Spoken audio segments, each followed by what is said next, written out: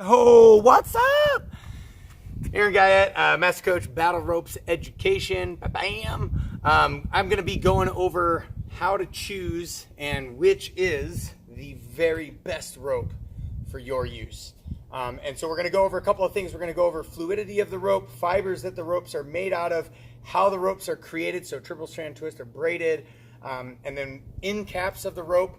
And then we'll talk about moving those end caps, moving with the fibers, moving with the tension of the triple strand twist or the braided, and then even canvas coverings and things like that. So we're going to go over all of that stuff so you have a better idea of what is the best rope. And then I am going to choose which is the best rope based off of my decade of using the ropes, teaching with the ropes, and training with the ropes. So here we go. We're going to start with our very most basic. You probably have this rope. You are probably using this rope right now, and it is the Polydacron triple strand. So 1, 2, 3, and you can tell there's three strands because it's gold and then gold again. Right, so 1, 2, 3 triple strand twist rope with a plastic end cap. Boom. So let's talk about the end caps first. So I'll go from worst to best. So worst end cap is no end cap. Because then those triple strand twists, even if they're melted, right, like this, they can still come undone, and then they start to really unravel. So if you don't have an end cap, there's nothing on the end of your rope, then what I would do is go and purchase 2-inch or 3-inch electrical tape. So you're probably going to have to go online to do it. Choose whatever color you like, and then basically, so if I twist it this way, it makes it tighter. If I twist it this way, it makes it looser. So I'm going to twist it tighter and then tape it with that twist and get it nice and tight. So anywhere from, what is that, about 6 inches, a little over 6 inches, right, down to no less than about 4 inches, so about right here. No less than that, because if you go less than that, then it may slide off again. It'll be very difficult for it to, but it may slide off. So the tape rope is actually one of my favorite styles of end cap. Unfortunately, it takes forever and it's really hard to do. And if you have like 30 ropes and you got to do it yourself, that would suck. Or you end up paying the cost for the taped on end caps. And then even then, it's not perfect. So as you create undulations again and again and again, that tape will start to bind a little bit. So actually the best, and I will skip up to the best end caps. I used to not like these heat shrunk plastic end caps, and here's why. They did not put adhesive in there back in the day. Now, a lot of manufacturers, a lot of distributors have gotten wise, and they're starting to put glue down in there, and it's working incredibly well. And actually, some ropes where they started doing that in the very get-go, those ropes have lasted as long as the ropes will last. The end caps have lasted as long as the ropes will last. And that's pretty significant. That's 5 years, 6 years, 8 years. A rope will last, and the end cap just stays on the entire time because it has adhesive in there. Now, if they do a bad job of adhesive, it can still shimmy off, right? And then it's not the best end cap for sure. Then I would just, again, put that tape on, and you're going to be totally fine. I tend to grip the rope where I grip a little bit of the end cap and a little bit of the rope. And this way I can feel the articulations of that rope. Now, it doesn't matter how long the end cap is or not, I still do that. I don't over grip it, so now I have a weapon that's faced towards an area of mine that tends to be fairly sensitive. So I don't do that. You'll never see me do that, and you'll never see anybody who's used ropes for a long period of time or has experience using ropes ever do that, because even if they had, they hit themselves and they will never make that mistake again. But most of our clients and the people that we train and our trainers and stuff will tend to grip just the handle. Now, the only problem with that is you're not going to feel the articulations of the rope as they go out as well as you will if you grip part of the rope. And then the other problem is it can still shimmy those handles, whatever sort of handle you have on there, taped or not taped, it will start to shimmy it off. And then sort of a middle of the road handle is, now we're starting to see handles where they put either a metal, and metal is just scary to me because if you hit it and create little chinks and stuff, it actually, or little divots or things like that, it actually can cut you. As well as the plastic already hurts if it hits you. Just imagine if it's metal, that's even worse. Or though there will be like a vinyl or plasticky style end cap or rubber end cap, and it has bolts through it as well. So the suggestion I highly recommend against any sort of bolts in the ends of your end cap, because those bolts will tend to actually start to fray and cut your rope. And then once it comes off, if it comes off, man, you think it's a mess when one of these comes off. It's even more of a mess when that frayed through because of the bolt rope end cap comes off. Now, again, you just tape the rope back together and totally solve that problem. Not that big of a deal, but you're definitely not putting that end cap back on, that's for sure. So that's the end cap. I know, very detailed, but that's, I think, what's important to the buyer. You guys want to know what you're paying your money for. So if you notice, all of these are going to be heat shrunk and adhesive end caps, and so they're going to be great. These two are older taped versions, and again, they've lasted a significant period of time. You can see it binding on itself just a little bit. But again, for end caps, and then there's the bolted versions, which again I highly recommend against because of the fraying that will happen. Because what we do with ropes is create waves, undulations again and again and again and again. And if you don't think that a metal rod through there isn't going to start cutting it, you got another thing coming. I mean, just look at this middle of your ropes. Chances are, go to my how to anchor a rope and you can see how to prevent that from happening. But chances are the middle of your ropes are pretty torn up, and that's because there's bolts on your rogue rack or some sort of sharp edge or something that it's been rubbing against again and again and again and again, and starting to fray that thing to oblivion. And nobody wants to have to replace a $50, $80, $100, $150, $200 rope. That's just a bad day for everybody. So we've got the same thing here, triple strand twist polydacron rope. The difference between these two is the manufacturer. So this manufacturer decided to go a little bit less tight, less tension on their twist, whereas this manufacturer went tight. So you can actually press down, and I can actually get give on these fibers, no give on these fibers. And that just tells me that this is twisted tighter than this one.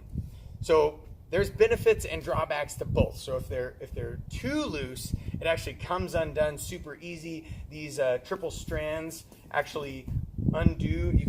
I can actually start to kind of put my hands and fingers in between them, right? You can even see in between them.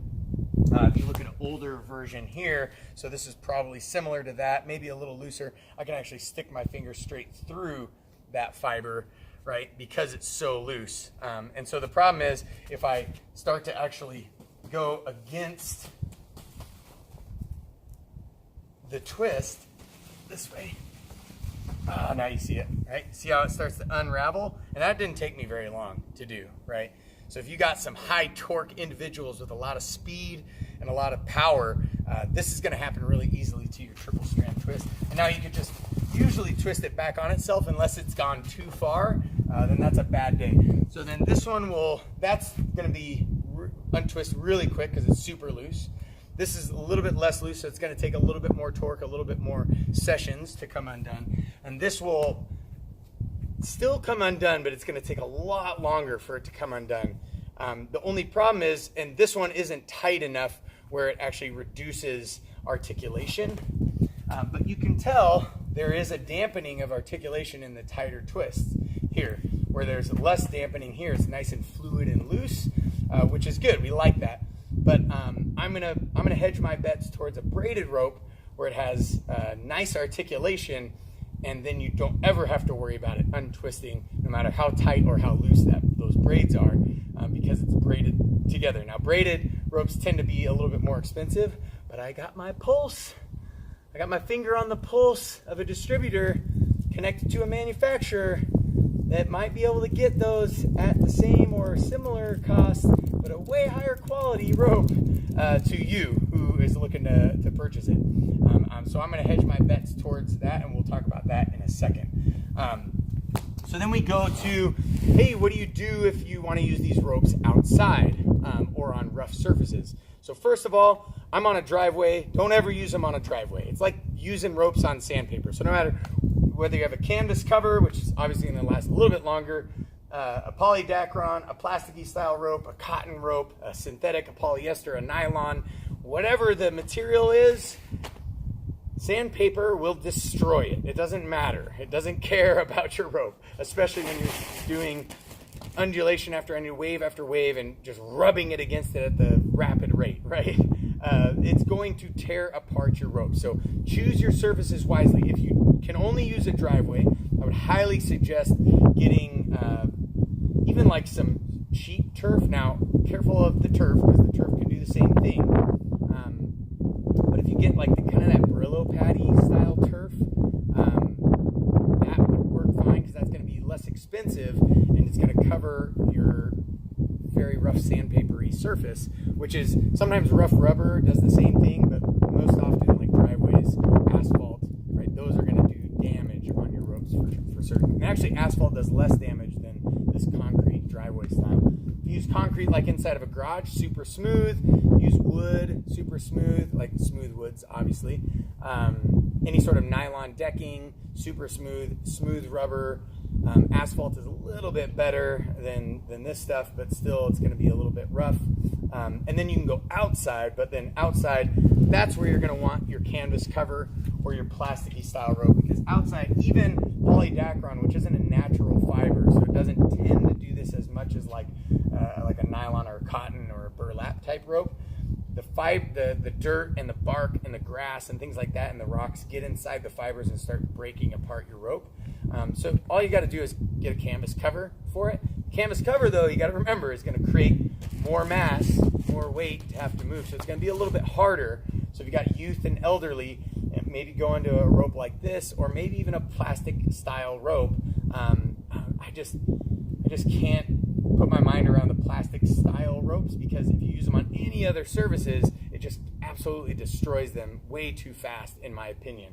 Now, at the same time, if you have a very, very smooth surface, then any rope that you get is going to last forever on that smooth surface. As long as your anchors aren't tearing apart the halfway point or where you knot the rope to do a full length rope, that rope is going to last a really, really long time.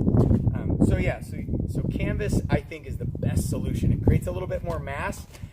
So even if you are youth or elderly, your waves just won't go as far, and that's fine, because next week, next month, right? Because you're a good trainer, your client's progressive overload is going to be there, and their waves before long, they're going to be reaching way further down, if not all the way down that rope, which is awesome. If I can have a 6-year-old daughter and a 3-year-old daughter, my 6-year-old can move the waves almost all the way down 25 feet of the 50-foot rope, and my 3-year-old can move it halfway down, right? Chances are that your youth that you're training, because you're probably not training that young, or your elderly, they're going to be able to do that. So then, yeah, again, that's my solution. This is a triple strand twist underneath here, so it still may run the risk of unraveling. It's just not going to happen as easily because there's going to be a covering on it to prevent the unravel from going too far.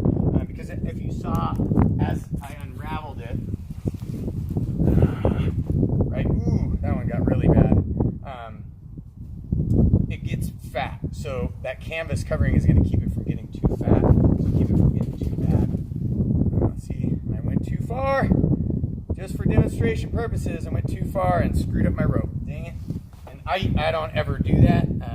If I create circles, I do them really big because I know I run the risk of unraveling my ropes. And if I didn't have braided ropes for the longest time, so I had to really be cognizant of that. And as a coach or a trainer, you need to be cognizant of that too. But now I've got braided ropes. So much better. So much better. So I can go any single way and not worry about it unraveling like the triple strand twists. So back to this canvas cover. I like the added mass. It's still 1.5 inches, 50-foot long rope. That's what I recommend starting with, 1.5 inches, 50 foot. So even if your waves are only going 5 feet down the rope, don't get a 30-foot rope, because you can't grow a 30-foot rope to a 40-foot rope. You just have to buy a whole other rope. And that's a lot more money than buying a 50-foot rope, knowing that your waves are only going to go so far, or you only have so much space, so you just tie it off or do some extra wraps so it's only 30 feet, right? And then you have the ability to unwrap it, and now you have all this slack in your rope, which forces you to use more power output, because most of the people are creating too much tension, right? Too much grip, and then have to stick their butts out when they do their alternating waves or up and down waves or whatever. But if you've been watching watching this channel, you know that those are the 3 biggest mistakes, and you fix them by moving forward, giving you space to articulate whichever way you want to articulate, and then creating more power output because you have now more mass that you have to move, and you need to go bigger distances at greater speeds or less time, right? And that's force times distance over time equals power output. That's a physics thing. I'm not trying to say, oh, this is how battle ropes work. I'm just saying that's how physics works. That's how waves work, wave physics and mechanical physics. So that is power output, scientifically speaking. I'm not smart enough to figure that out. Somebody before me who was way smarter figured that out. So yeah, that's the canvas cover. And then we go to the coveted braided rope. So the only issue with the braided rope is that it costs a little bit more. But if you could get the cost down, and you're paying maybe $5 more total for a 50-foot rope, $10 more total for, it is well worth it. Because this rope is going to last way longer, right? You're not going to have the unraveling problems. You want to talk about, so if you're pulling this rope, right? If you wrap it around a post and you pull, right? Pull that rope through that post, the plastic rope will just melt on you. The polydacron is going to be decent. But the triple strand twist, it's gonna kind of bind on itself a little bit more than this braided rope. And this braided rope is just gonna last so much longer when you're wrapping it around. So again, theoretically, I lean towards this braided. Now, the only issue that I'm seeing with this braided rope is the tension is a little bit more tension than this one. So again, I said that this tension can create a dampening effect. So after about 10 1-hour sessions with this rope, it'll feel as loose as this one. And this one will feel as loose as that one, and then that one will feel, even looser, right? The more you use it, the more the fibers should loosen up, unless every single exercise you do tightens the fibers more and more and more in that triple strand fashion. But that means you can only do circles one way, and that's just not gonna happen. Whereas this, it will get a little bit loose. It will feel like this one after a couple of sessions, and now this braided rope will have great articulation, great fluidity, right, to create great waves and great movement patterns, right, and it's going to last way longer. I think the solution is, and here's another manufacturer, so this is actually a little bit tighter than this rope. Both braided ropes, just 2 different manufacturers, right? So I'm probably going to go with this one. We want it to, and you can kind of see, this one has more of a curve than the other. So this one's tighter, this one's a little bit looser, but this one's still not as loose as this one, right? So now that's a little bit more kinked, and then this one's even more kinked, right, when I hold it up. And then this one, I broke it. I'm gonna have to untape that, fix it, and then tape it back up. That would suck. And maybe I just won't ever use that rope again. Thanks, guys. I blame you and your inquisitive minds. Yeah, so boom, there we go. So yeah, so I highly suggest this braided rope, and getting it from a manufacturer where it's going to be a little bit more loose, right? And that looseness is still not as loose as what we saw there. It's not going to come undone because it's braided, and a couple of sessions will get it a little bit more fluid, and now this rope is going to last forever. If you're going to go outside, highly suggest putting a canvas cover on it, as opposed to just buying a whole different style of rope. You could either A, buy the canvas cover, or B, buy a rope with a canvas cover and buy a braided rope. So if you're going to be outside, boom, canvas cover. If you're going to be inside, boom, no canvas cover, braided rope. That's the way to go. That's the best route. Now, if you're looking for the best manufacturer, unfortunately, I can't give you the manufacturer. That would be illegal for me to do that. But even if I could, you would literally have to order 100 or more ropes to make it worth their while for you to have ropes. They want to do bulk shipments. So what I've done is I've picked out a distributor. I'm looking at a bunch of manufacturers right now, and I'm going to find which manufacturer works the best. I'm going to make sure that they have a quality assurance quality controls in place to make sure that they're giving me the same type of rope every single time. Because that's the other issue. And you've probably experienced this. You bought one rope from this company, then you bought more, and it's a different kind of rope. Or it's the same rope, but it just feels different. It's looser, or it's tighter, or something like that. Or the handle came off on the first one, and the handle doesn't come off on the second one. Something, maybe sometimes better, sometimes worse, right?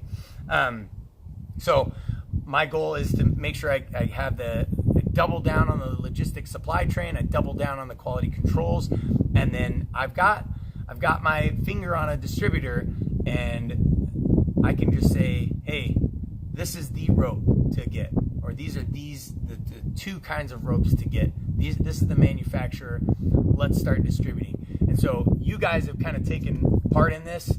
And if you haven't, please message me. I want to drop the first shipment straight to your door. I don't even want it to go through the distributor. I want it to drop it straight to your door at a lower cost.